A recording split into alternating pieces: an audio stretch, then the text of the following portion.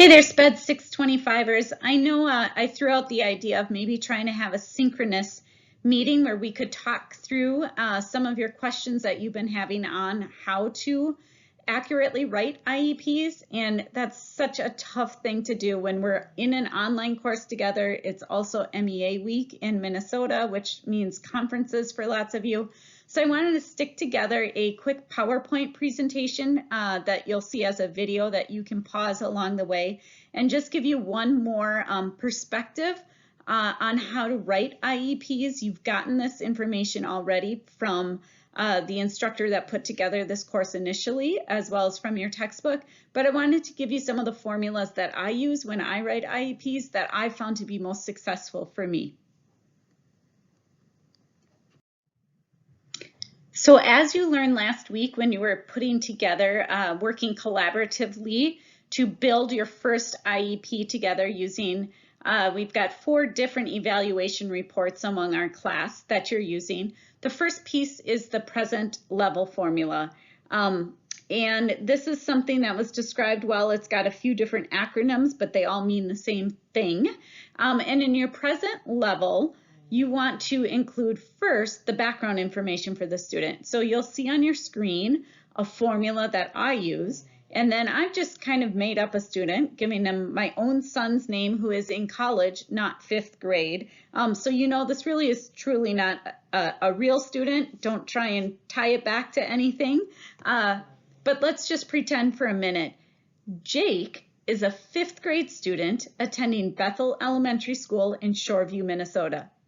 Jake currently lives with his dad, stepmom, and 2 younger brothers. Jake first qualified for special education services in April of 2017, near the end of his 3rd grade year.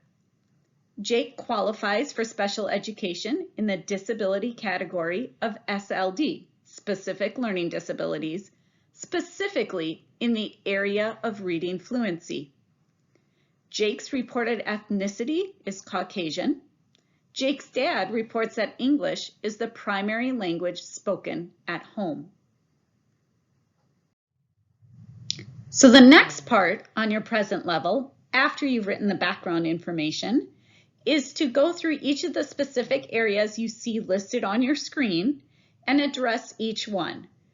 Now, the school district you're in may not require you to list each of these areas, but I think it really is best practice because as your student may move to another school or have a new teacher or a new case manager, or for whatever reason someone needs to look at this IEP, I think it's really great that they know that even if there's not an area of a concern in a specific area, that they know that you've thought about it, you've talked about it, and you've determined as a team there's not a specific need in that area.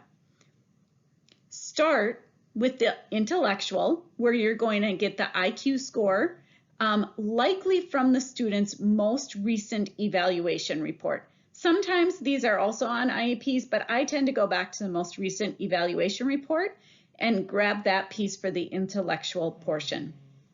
So if we were doing this with our example student, Jake, for example, since he qualifies under SLD with a specific struggle in reading fluency, I would want to list under that academic area his most recent MAP score, because I want to make sure that this present level is giving some data as well as observations, but that it's not only one or the other.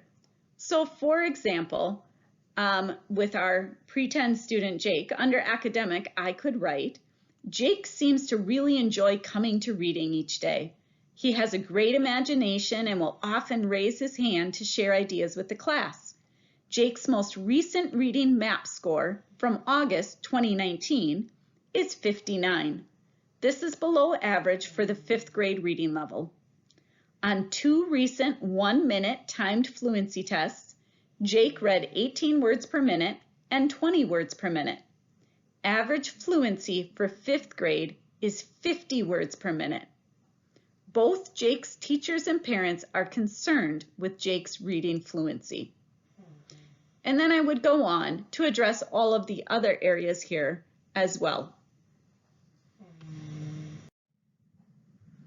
Okay, so next on this IEP that you're writing for your student, once you've gone through each category and listed any strengths as well as any concerns, you're going to then take those concerns and at the bottom of your PLAF, you're going to write a little section that just says needs.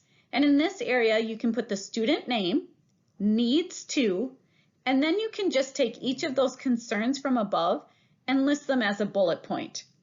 I want to caution you, however, make sure that when you're having your conversation with parents and the other teachers, that when you're listing the concerns, that you're keeping it a little bit of kind of big picture, because remember, each of the concerns you list are going to become a need, and each of your needs are going to become a goal. And you don't want the student to have 25 different goals that are going to be unachievable during a school year. You want to have maybe 3 to 5 goals would be about an average IEP for a student. So don't make up needs if they're not there, but also prioritize needs for the student as you're going through and you're writing your PLEP section. When you get to your needs, so for example, with our student Jake, we would say Jake needs to, and then I'd add a bullet point that says increase his reading fluency. And because I know parents are going to be reading this, after I say increase his reading fluency, I think I'd actually in parentheses also add the number of words he reads correctly per minute. That's just kind of nice, less teacher-ease talk and parent talk. So now that we know our student Jake has a need in the area of reading fluency, because it was initially written as a concern when we were talking about his academic area, at the beginning of the PLEP, now we're going to take that need and make it into a goal. So with our student Jake, for example, using the formula that's on your screen, you could say Jake will increase his reading fluency from a level of reading a grade level passage at 20 words per minute, which is in the 8th percentile, to a level of reading a minimum of 35 words per minute, which is in the 15th percentile for 5th grade by the end of the annual IEP. By the way, I'm making up these percentiles. Don't go look and come back to me and say, actually, it's a different number. I'm making those up as we go along, but I think you get the idea. Now that we've written a goal that says Jake needs to increase his reading fluency, we have the need, we've written the goal saying he's going to do that, we've given some context around it. Now I'm going to write 2 objectives that will help Jake reach that goal of increasing his reading fluency. And I know as a teacher that to increase reading fluency, one of the things that's most important is to know your sight words. And I know Jake, and he's not so great with his sight words. So I'm going to kind of focus my objectives on getting him to know his sight words better so that he can increase his reading fluency. So the first objective I might write for Jake, looking at your formula that's on your screen, would be to say, given a 2nd grade Dolch sight word list, Jake will correctly read aloud 18 of 20 words on 4 out of 5 occasions as measured by weekly data collection. And you might be pausing right here and say, wait, he's in 5th grade. You just said a 2nd grade Dolch sight word list. And that's true, I did, because we know he's below grade level. We want to get him up to 5th grade level with his reading passages, but we have to make sure he's got that 2nd and 3rd grade down first. So my next objective, speaking of 3rd grade, is that we can follow the exact same pattern as we did for the first objective, but instead of using a 2nd grade Dolch sight word list, because he's going to get better and better at that, we're going to say his 2nd objective is given a 3rd grade Dolch sight word list, and the rest of the objective can stay the same. So the 2nd objective can say, given a 3rd grade Dolch sight word list, Jake will correctly read aloud 18 of 20 words on 4 out of 5 occasions as measured by weekly data collection. So let me know, Has this been helpful for you to hear these first couple sections of an IEP as you write it, the formulas that I found helpful? I know you've had a lot thrown at you, and I certainly don't want to overwhelm you. I just want to give you one more idea that maybe will be the one that works best for you. So let me know if you want. I'd be happy to add additional slides as we keep going through this class, especially after I've done some grading and can kind of see where a few of the gaps are. But if it's not helpful, I'm okay with that too. Just let me know either way. All right. I hope you're having a great week and looking forward to 60s this weekend. And again, reach out if there's anything I can do to help you further. Thanks.